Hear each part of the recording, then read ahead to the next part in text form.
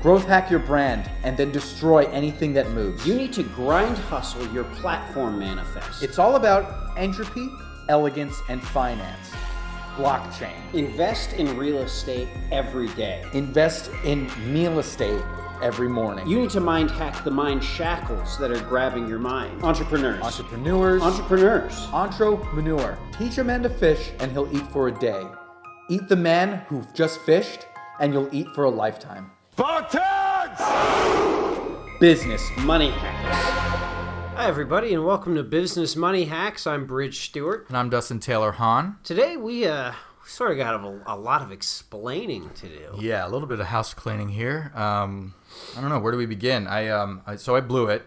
I blew up the compound. As you know, I had strapped my compound with C4 in case something dire happened. I guess it was dire enough. It was. At the time it felt dire. So that's kind of how I'm justifying it. All of my wealth and kind of everything I have, all of my money was sort of wrapped up into one investment, which was the country that I was trying to create. So here I am. Well, the thing is that it was a combination of, my wife running away, and the guest had said that he had the government recording us at all times. And I guess in retrospect, we do have this podcast, so it really wasn't that big of a deal. But at the time, just hearing government recording, I would dare say it was an overreaction on your part. Reaction? Yeah.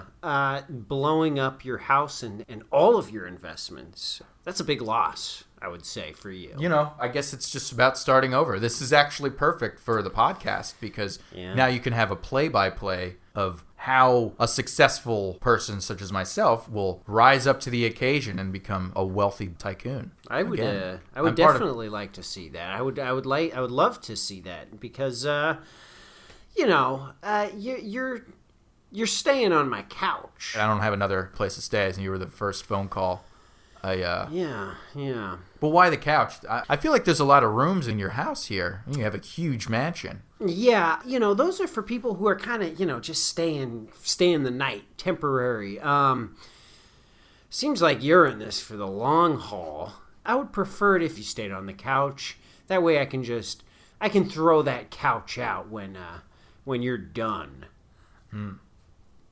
I guess that makes sense. I appreciate you having me over. I would almost call you a friend if I believed that word were real. Friends help friends, I suppose. The living room is beautiful, by the way. You have a chandelier and you have a lot of paintings of yourself. Do you have a personal artist? Because it seems to be... I there's a few artists I commission. Sometimes I have a falling out with those artists over their renditions of me. There was one artist, it was a time in my life when... sort of had an eating compulsion going on. I was very stressed out. I probably put on about 70 pounds, and they really let the double chin fly in that painting. So that guy, he's done. He's done with me. I also appreciate the busts. This one is highly androgynous. This one is, I guess the artist went on their own little artistic vision with you. Yeah. I let them have a little... leeway with You're well endowed in this bust. It's totally real. Those are the real dimensions. Let's get real here. I haven't seen you shirtless, so I wouldn't know. Let's just say these busts are to scale. Okay, but yeah, it's a beautiful living room I have. For the listeners out there, my house is in deep Silicon Valley, beautiful Silicon Valley. I do like the way you design it, even though it's in Silicon Valley. It's designed. It's a very southern savanna sort of plantation field. It's got a gothic vibe. I like that. Got some willow trees just dipping over. Got some statues out there. I like the dark gothic. Beautiful living room. I'm not sure about the addition that you've decided to add to the living room. Well, there was one small item that I just needed to take with me, and fortunately I was strong enough to lift it. It was my organ. Yeah. My organ from the 16th century. Yeah, honestly, I was pretty shocked that you were able to lift that thing. I don't know. You know how they hear mothers, when they're in dire need, they could lift a car to save their baby. Well, this organ is my prized possession, and I've been practicing. Yeah, kind of wish you had grabbed something else, because that thing is huge.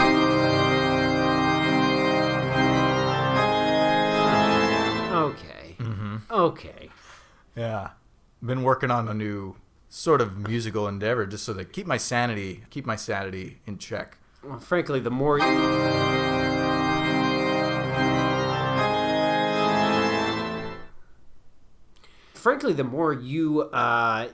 work on these sort of ditties that you're putting together, the more I feel like I'm losing my sanity. This thing is loud. It's one of the loudest things I've ever heard. It's like a steam engine. It's very big. And you play it at 2 a.m. All right, I'll try to keep it down tonight. One thing that I do miss that I wish I had taken with me is all my creams. Because of the scar on my face, I use these youth creams to kind of keep that in check. But all of that's been destroyed. I don't know if you remember at the time. You were screaming pretty loudly about those youth creams. Yeah, I kind of wish you had taken the youth creams instead of the organ, because your scars are, feels like they're growing. They're getting bad, huh? They're getting a lot worse. You're looking pretty rough. Well, I was hoping I could meet somebody in Silicon Valley. There's a lot of colleges out here, and I was hoping I could go out and kind of use my charms and get myself a new bride. Here we go again with this topic. I do miss her. I do think that she's out there somewhere. In regards to that your old bride-to-be, I think that animal's dead. Okay, so I think it's best you move on from that thing. Well, there's always a dream. Anyway, let's get to our topic here. Yeah, today we're going to be talking about raising capital. Mm-hmm. This is a crucial thing for your business. You have to raise capital. You need money in order to get it off the ground, and you're not going to want to spend your own money. No, that would be a horrible idea. You don't want to spend your money. You want to make money. You got to spend other people's money. That's the saying, that you spend other people's money to make money. To make your own money. Exactly. So that's what we're going to be talking about. Venture capital. How to get... It's like fuel in the gas tank. Mm-hmm. If you don't have it, your car's going to not move. Your car's going to not move, and it might even explode. I've heard cars nowadays, if they don't get gas on the daily, then they might explode. There's a potential for it. That's a smart way that gas companies, I think Mazda's been doing that. Yeah. Toyota's been doing that just to keep that gas guzzled. Yeah, you got to keep guzzling. You got to guzzle that gas. Gotta guzz. It's a huge problem. I mean, yeah, Mazda, whew, there's been some deaths with this new approach, but I like it. It's yeah, it kind of gives you the impetus to, I got to get to the gas station right quick, or I'm going to die. Mm-hmm. Yeah, so I like it. It's radical. On a business level, you need to get that gas, and on a personal level, it's good to have investors as well. If you're doing a personal venture, such as what I plan on doing, as you may know, when my father died, he sort of had a contest with me and my siblings to find all of his money. You were saying there's still body parts out there that are filled with cash. There's still body parts out there. We have the map, and I just haven't gotten to it. I haven't gotten up to finding everything. I think his skull is the prized possession. That's where I could be even more wealthy than I was ever before. So you're saying he has like stock options, bond options just shoved in his skull. Just paperwork shoved in the skull, just ready to be signed. And it's somewhere out there. Well, and just booby traps abound. I mean, I think that sounds like a great venture to throw capital at. I mean, that's quite a pitch to get money for that endeavor. I suppose I should start on the podcast if anybody's interested in sort of investing in my venture of finding my father's skull. I could start a Kickstarter. I could start what are these new found Kickstarter? Yes, because you could do it all through the web. You don't even have to meet people. Yeah, I wouldn't show your face. Yeah, what is it? There's Kickstarter, WeGrunder.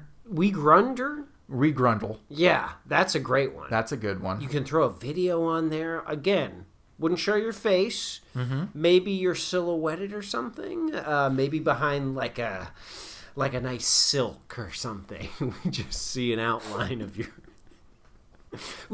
nice outline of you muttering about your father's corpse strewn about in across the globe, and you're trying to get money for it. Yeah. So maybe you. I think that's a good idea. Yeah. That. See, that's a way to brain. We just brained outside the egg just now. Yeah. That was a big braining. I think people would really respond to that, really relate to you, really just connect with you with that video. Right, and then anybody who invests in my venture, in my trip around the world, as it were, would get a percentage of whatever I made. Of course. That's how venture capital works. Or not. Or not. That's a bold move, too. Just make them give you money. I think that's more of a charity. Ugh. I just shivered. Ugh. You just said charity at me and I shivered. Yuck. Bleh. I'm getting gunked up here. That was...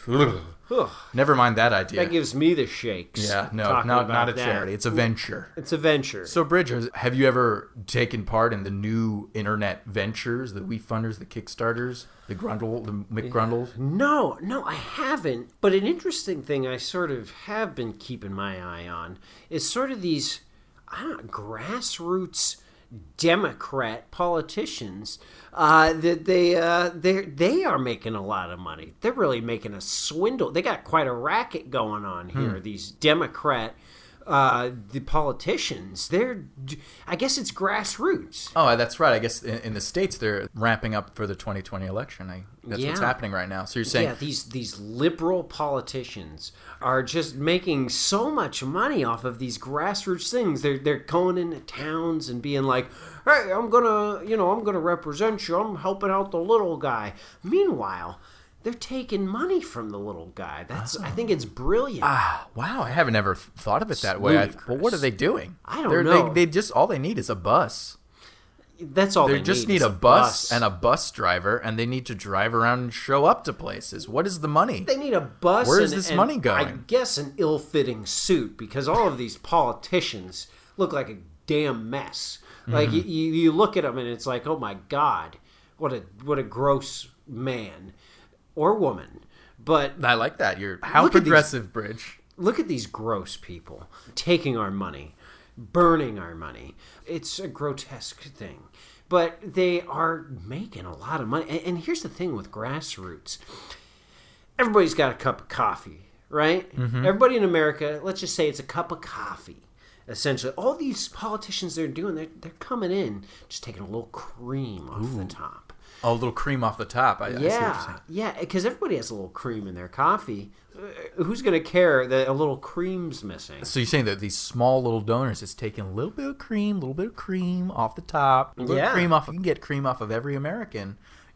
That's a lot of cream. And these liberals, they are making it happen. They're taking all this cream, and man, they must have a swimming pool filled with cream at this point. At least. Or a bus filled with cream. Filled with cream. Or a jacuzzi on the bus filled with cream. A cream jacuzzi. The great thing about a cream jacuzzi, you just dunk your head in, and then you suddenly are eating a bunch of cream. Or you have just cream all over you. That is a dream right there. These grassroots liberals just swimming around in a cream jacuzzi covered in cream. There's no losses. That's what they're doing. Yeah. It's brilliant. You're getting red hot about this. These Democrats don't have any right to have a cream jacuzzi. Right. And I want a cream jacuzzi. Who wouldn't? I have a right. The man wants a cream jacuzzi, and he's not going to take no for an answer. I think maybe some moves should be made to get a cream jacuzzi. Just saying.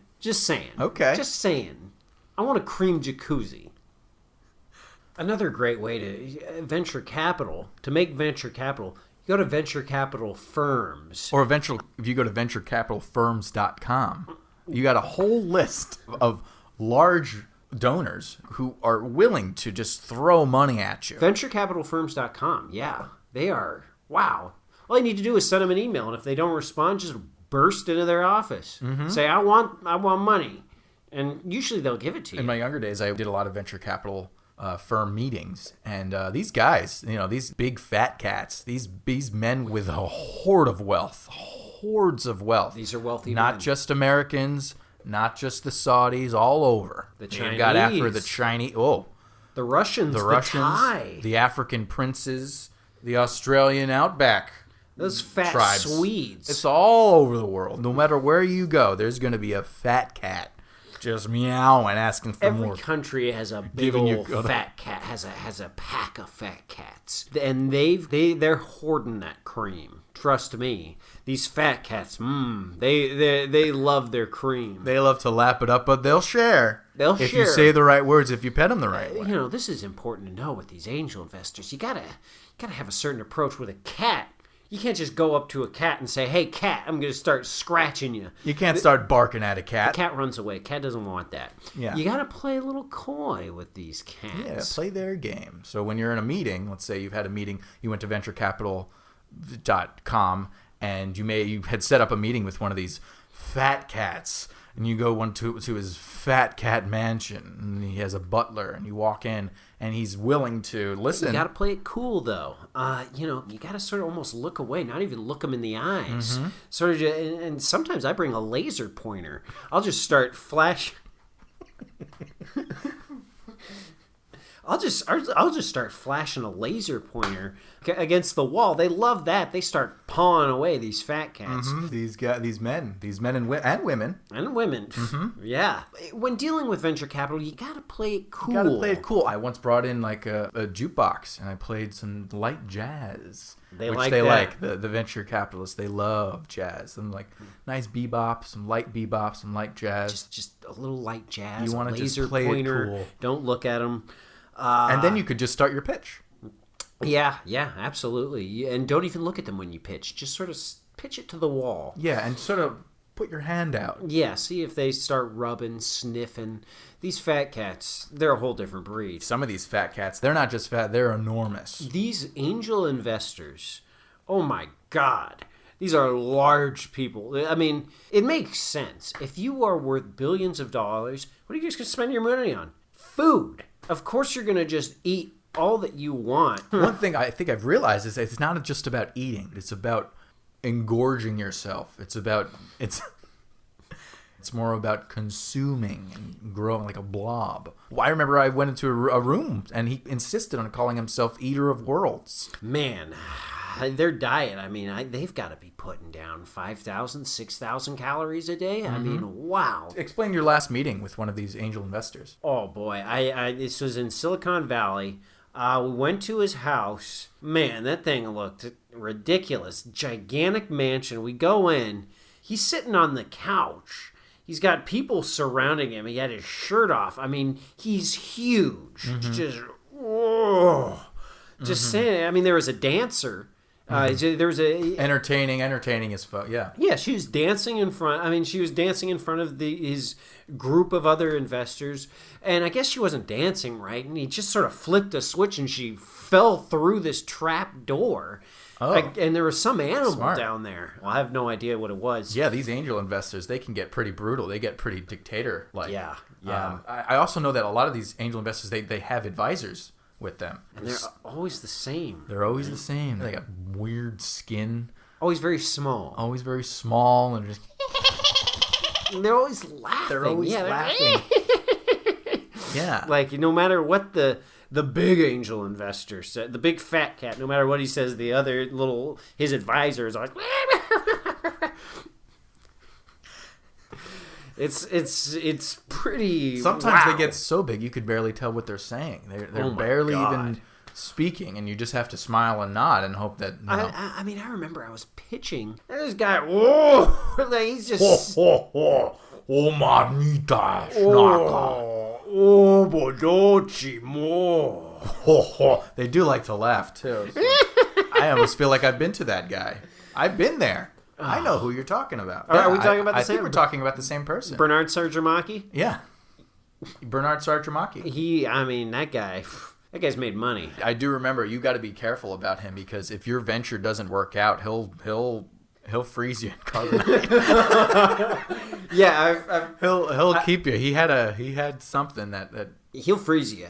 He'll freeze you out. Yeah, that's what I've heard. Yeah. But yeah, these people, wow. Yikes. So you got to watch out who you're working with when you go to this website. You got to watch your back. But it could be quite lucrative. Extremely lucrative. But you know what? I almost feel like with my venture of finding my father's skull so I can become incredibly wealthy, I want to try the grassroots thing. I think these Democrats, the way they're doing it, if I could get a cream jacuzzi out of it, even better. Yeah, just totally avoid the whole angel investor because that's a world that's a dark world. It's a dark world. Dark, dirty world. Unnecessary world, but a dark world. But if you can circumvent it through these democratic grassroots abilities. I mean, just do it. Yeah, we grunder. Goal. I think that's a great idea. I think you should do that maybe today. Maybe like as soon as possible. Get you out. Once I take a nap, I'm going to take a quick cat nap, and then I'm on it. And then I'm on it. These quick cat naps that you mentioned, they aren't that quick. No. Well, sometimes when you go to sleep at 7 p.m. and you think it's just going to be a quick nap, you end up being a lot. And you wake up at 2, start playing. Well, I have these dreams I've been having, and it's been quite interesting. No, you've kind of explained them enough as you've been screaming in your sleep, which I've been hearing a lot. The night terrors. I've definitely been hearing them. They're loud. Well, let us know if you learned anything. One of the most important topics to discuss is investing and where to find your investors and how to deal with your investors. Exactly. If you've learned a lot from today, leave a comment on YouTube. Leave it on YouTube or check out our Twitter at BMH Podcast. Make sure to subscribe to both of those. Make sure to get your friends to subscribe. Just get the word out. We're still doing that contest, free facial reconstruction surgery. If you can get 4 of your friends to subscribe to the podcast, just let us know. This is the honor system now. Yep. So leave a comment and say, I got my friends. I sat them down. I had their eyes open and their ears open, and I made sure that they listened. And I locked the door. Because if you have to lock the door and make them listen. I always say lock the door. Yeah, any room you go in, lock the door. In or out. Out. What you want to have is locks on both sides of every door, and I have noticed that you have that in your mansion. Oh, yes. Only you have the key. It's kind of a master key, a skeleton key, if you will. Mm-hmm. No one's getting that from me. Yeah. Remember, keep your friends close, keep your investors closer.